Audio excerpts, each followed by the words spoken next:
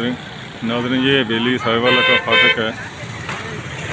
तो कराची से 37 अब फरीद एक्सप्रेस आने वाली है, अभी उसके आने का वक्त बकाया है। तो ये रोड है जो शहर को जाता है और ये रोड बुंगा हयात को जाता है और ये हिस्सा मगरबी साइड है जहाँ से ट्रेन आनी है। तो नीचे माथे की पिपली गांव है, वहाँ से मैं आपको वीडियो बना के सेंड करूँगा, शेयर करूँगा।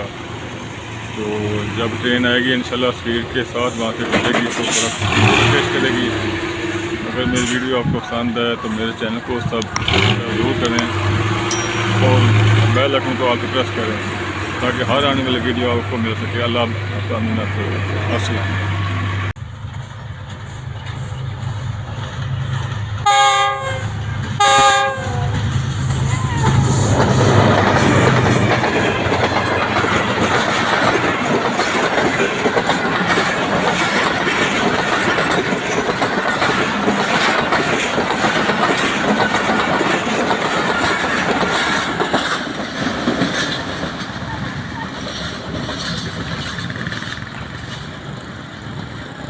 बारिश आई